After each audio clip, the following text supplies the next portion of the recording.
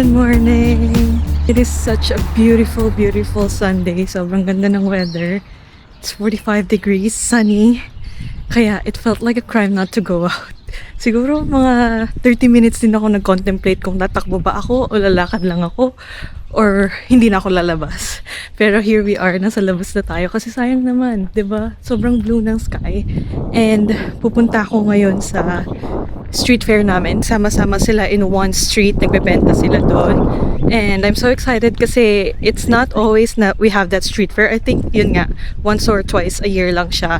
And normally during spring lang siya. So pag nag-street fair, ibig sabihin spring time na talaga or summer time na talaga. Kaya hindi natin palalagpasin yan today. Punta tayo. Tingnan lang natin. Wala akong dalang bag kasi hindi ko intend bumili. This week's vlog is just gonna be like a normal, realistic life of me working and living in New York City, and I want to share with you guys how much talaga yung ginagastos ko, no filter, in a week. A lot of vlogs kasi na nakikita ko about New York is the luxurious life, like yung mga apartment nila, yung mga katapat mga Empire State. Kami hindi. Medyo malayo kami dun sa Manhattan. Merong 5 boroughs. Manhattan, Bronx, Queens, Staten Island, and oh my god, what am I forgetting? I forgot the other one. Pero merong limang boroughs, and yung pinaka nakikita natin mostly sa ibang vlogs is yung sa Manhattan. Nang katapat nila yung mga famous buildings. Kami, medyo malayo kami doon. One train away, express 16 minutes, pero kung isa-subway mo siya 40 minutes. Kaya makikita nyo hindi laging matataas na building dito. This is like our home away from the city noise, but it's still the city.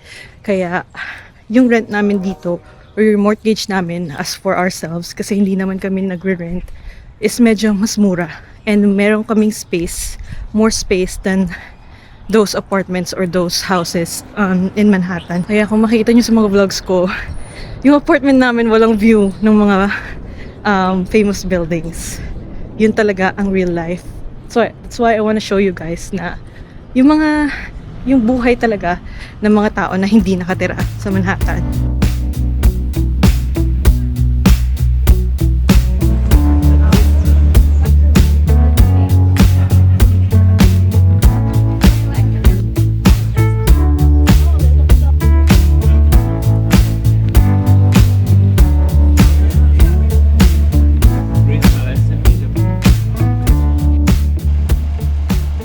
Wow, it really feels like spring here.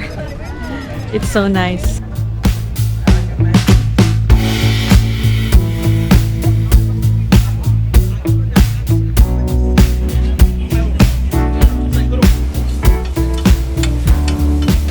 One chicken. One chicken? Alrighty, na maliit lang pala yung street fair, parang isang block lang siya. And now, papunta naman tayo sa farmer's market. Usually, every Sunday, merong farmer's market din dito eh. I see it now. Let's go. And successful kasi hindi ako bumili. Napigilan ko yung sarili ko. I almost wanted to buy 1 bottle of perfume.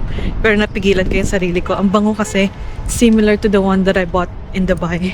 Pero buti na lang. Napigilan natin yung sarili. So, ang damage natin today is $0 pala. Palengke sa amin every Sunday, guys.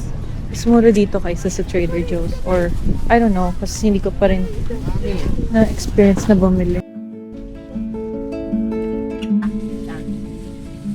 Wait na ako for the farmer's market. Wala nang masyadong stall. I think mas marami yung stall dun sa street fair. Kaya konti na lang sila dito. Pero it's still a nice day out. Kaya upo lang ako saglit dito sa park. And maybe walk around some more.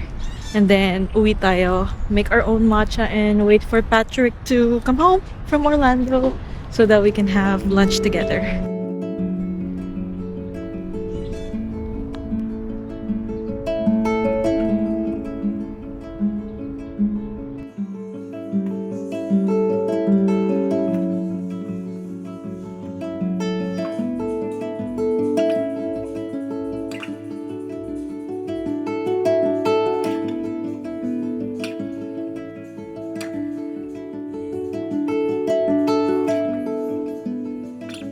Sabi ko, titingin lang ako sa Gap eh. Wala na, $40 daw. Side quest lang natin yun. The morning was going well.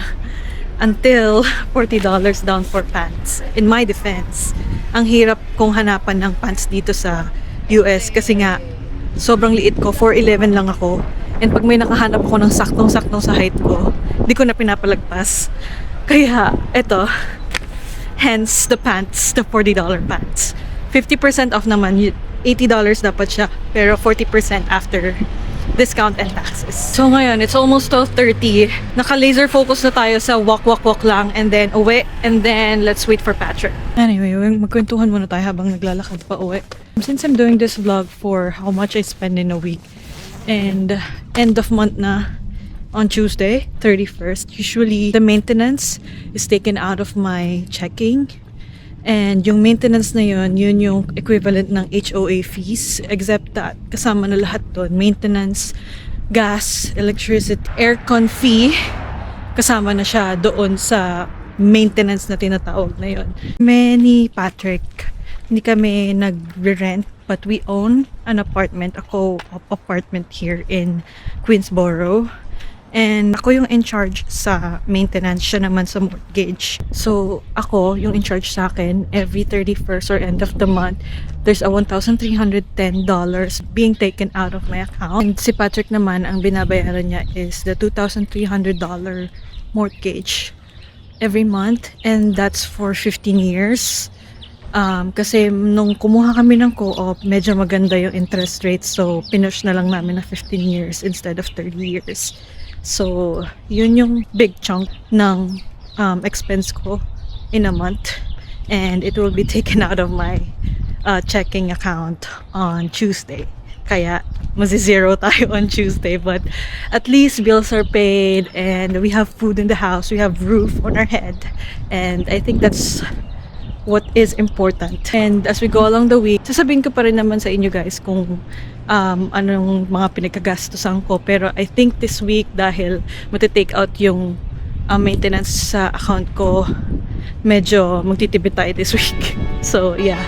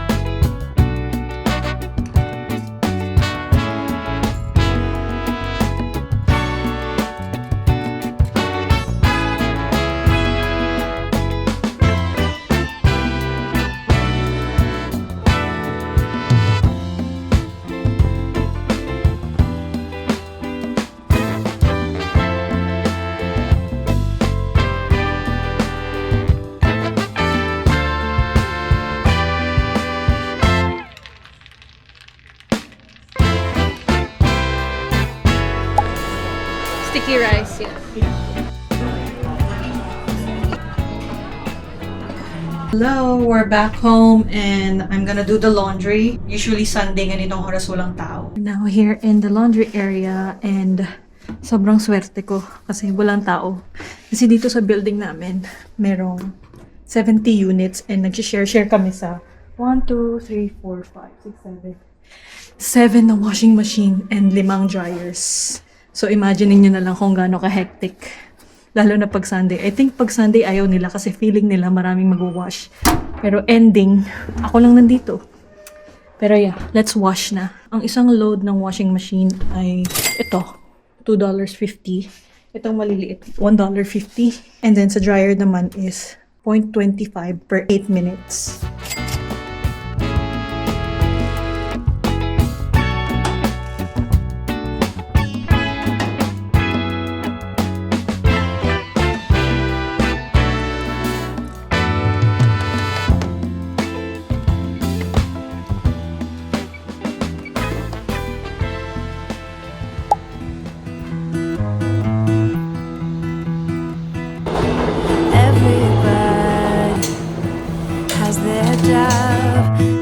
to 5 and getting drained. They settle for second best, scared to risk what the future might bring.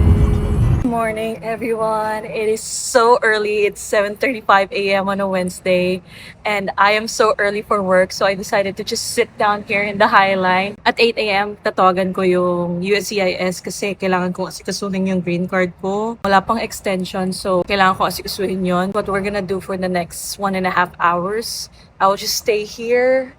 Ito palang area na to is popular pa sa mga tourists. This is called the High Line. Usually packed to, pero at 7:37 a.m., wala pang tao. So kung pupunta kayo dito, 7:37 a.m., 7 to 8 a.m., wala pang masyadong tao.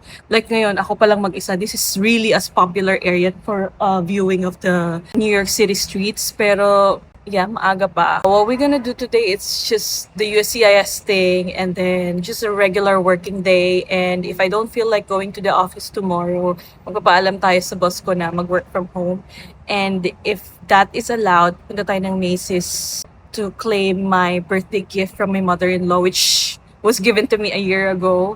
Buti hindi pa nag-expire. Buti naalala ko na meron ako $100 gift. So, i-claim natin yan if I decide not to go to work tomorrow.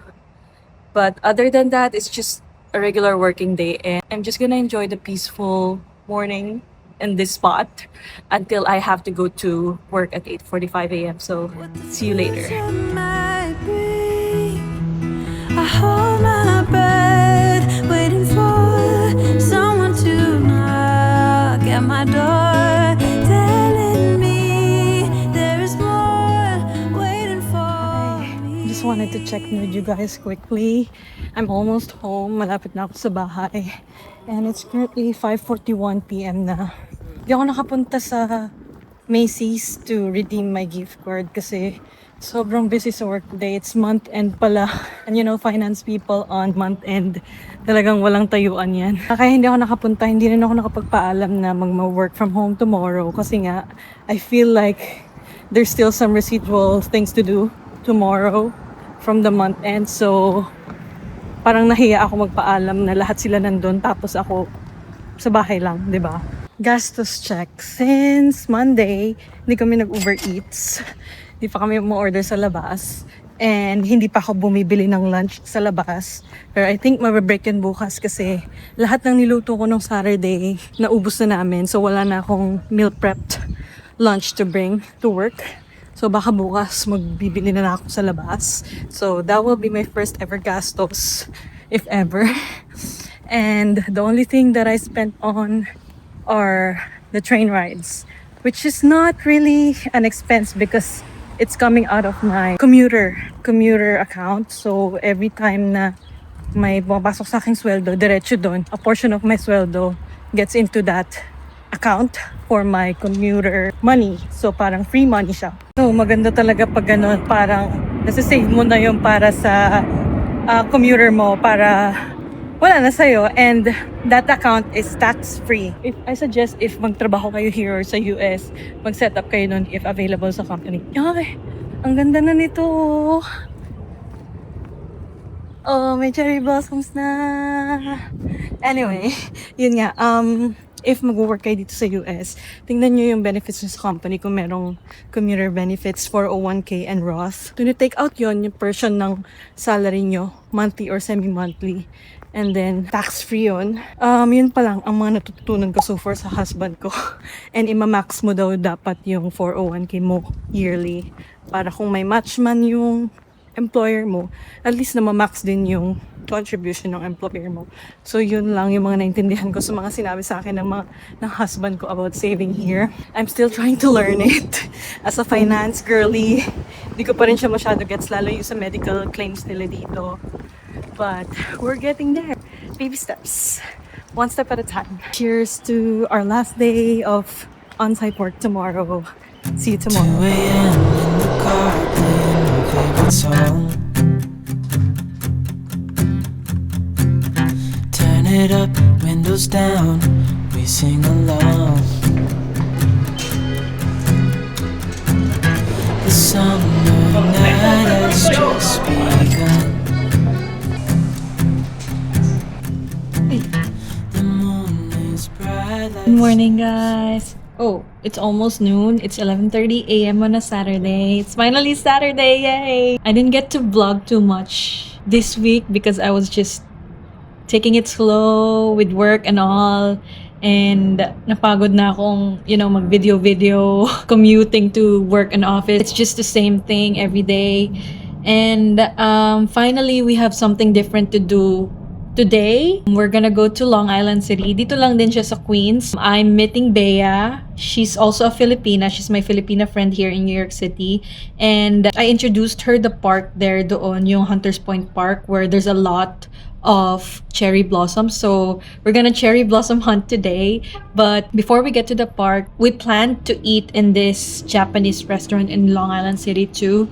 So it's a different vibe today kasi hindi tayo pupunta sa Manhattan. Dito lang tayo sa Queens. Yes, go Queens. Usually kasi pag lumalabas tayo sa Manhattan talaga tayo. Pero for a change, let's explore our own borough, Queens. So I'm just getting ready. I'll leave in 30 minutes. And it's a 35-minute subway ride. And I'll meet her in the restaurant first. And then we're gonna walk around until we reach the park. I'll bring you guys with me.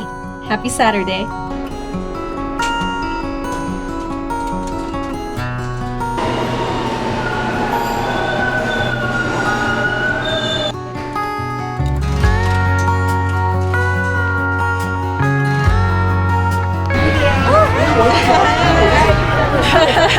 I saw your house from there. Oh, yeah. Oh, you passed from there. Oo, doon. You got off what? Sports girl. May bus ba? Nag-bus ka? No. Don't do it. Tawag ka.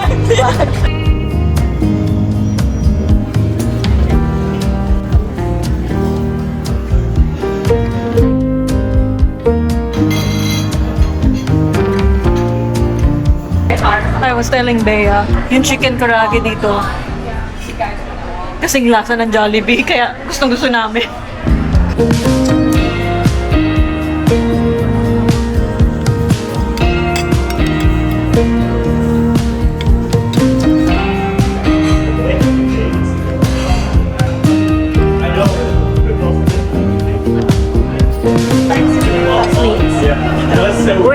Real sarap.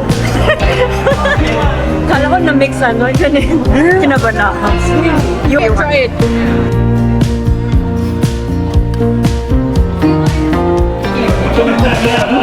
Ang sarap ng texture. It really tastes like matcha talaga.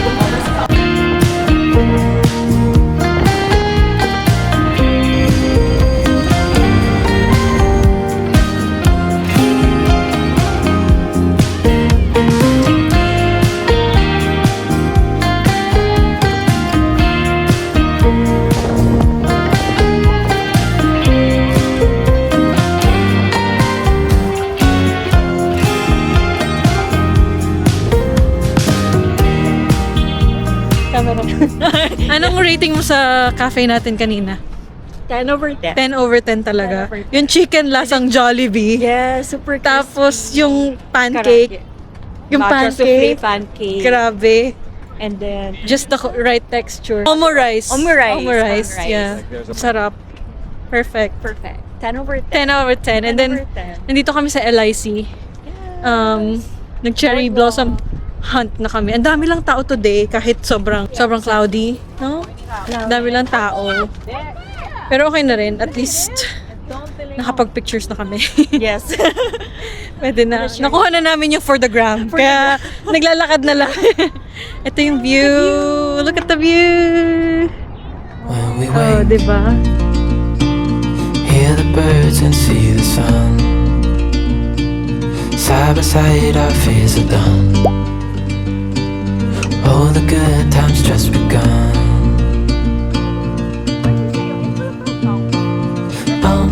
We know what we have, let's hold on tight. Found what we're looking for in life. Call us crazy, but things are finally right.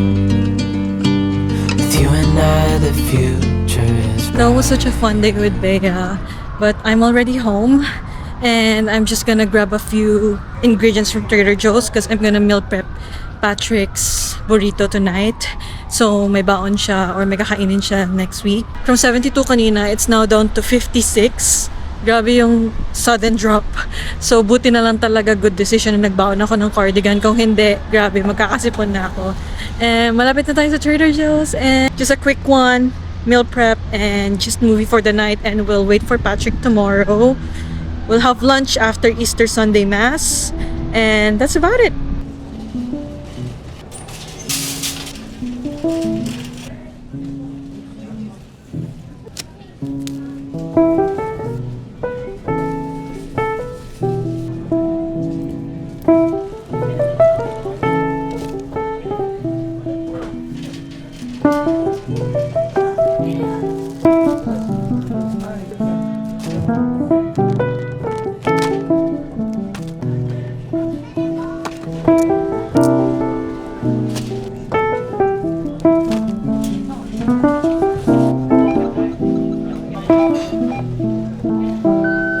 I almost forgot that this was supposed to be what I spend in a week. So I wanted to share with you guys how much I spent today. So Subway would be two-way is $6. And my lunch today in the LIC Japanese restaurant cafe was $40. And the grocery that I got right now is $20.84. So the total is around $66 approximately. And the last 2 days I didn't spend anything because I had baon. Just the normal two-way Subway. And tomorrow it's gonna be another week and I'm gonna try to record a week in my life again. But this is the end of this week's video. Thank you for coming with me along the week. I had fun even though it's just boring, ordinary, normal week. I still try to find joy in it and live life day by day. And if you'd stayed this long in this video, I appreciate you. Thank you for watching until the end, and I'll see you guys in the next one.